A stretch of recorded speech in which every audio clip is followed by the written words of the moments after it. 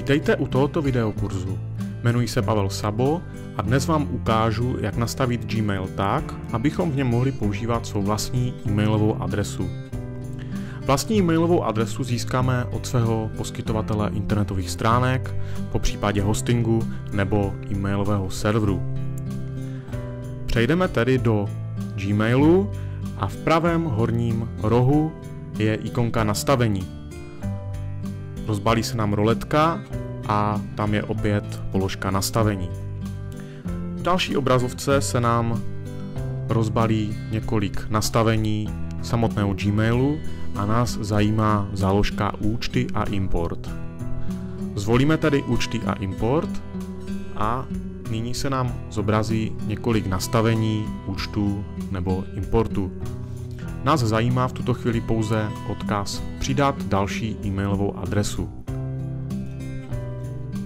Po zvolení této možnosti se nám zobrazí průvodce přidáním e-mailové adresy a my musíme zvolit v tomto kroku jméno té adresy a e-mailovou adresu.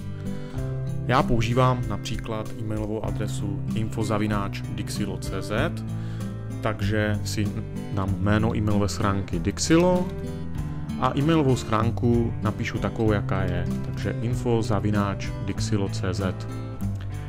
Pod tímto nastavením je ještě zatrhávací políčko považovat za alias a toto políčko odtrhneme. Zvolíme další krok. V dalším kroku musíme nastavit odesílací server SMTP a abychom mohli používat SMTP server domény, zvolíme druhou možnost a to poslat přes servery SMTP. Zobrazí se nám několik dalších políček, a kde vyplníme údaje, které nám poskytl poskytovatel e-mailu a zadáme tedy server SMTP. V většině případů je to smtp.doména. Uživatelské jméno je ve většině případů celá e-mailová adresa, takže tam dám info@dixilo.cz a heslo zvolím takové, jaké ke schránce používám. Dále tady mám zabezpečení a můžu použít buď TTL nebo SSL. Zkusíme doporučené nastavení, co nám hlásí Google. Dám přidat účet. V tuto chvíli Google se přihlašuje na tyto údaje a kontroluje, jestli jsou správné. A po chvilce nám vyhodnotí, že je tam něco špatně. U této e-mailové adresy používáme port 465. Je to totiž zabezpečené připojení pomocí protokolu SSL a dáme přidat účet.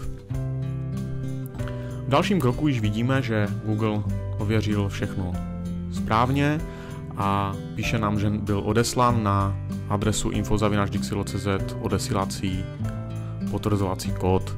Zavřeme okno a přejdeme do našeho e-mailu.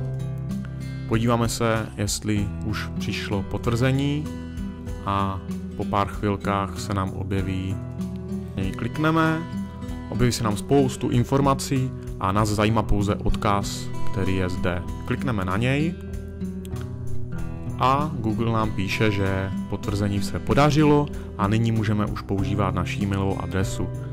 Přejdeme opět do nastavení Gmailu a podíváme se do účty a import znovu, kde vidíme už, že tady je přidaná položka info@dixilo.cz a zde je ještě zajímavá položka označit jako výchozí, takže pokud chceme, aby každá nová zpráva, kterou vytvoříme, byla pod tímto e-mailem zaslána, tak dáme označit jako výchozí. Nyní, když teda dáme napsat novou zprávu, tak tady vidíme, že už tady je přednastavený e-mail, který je náš vlastní.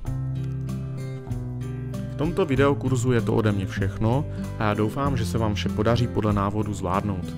V případě, že byste měli s něčím problém nebo že byste potřebovali něco poradit, tam je kontaktujte skrz stránku www.dixilo.cz.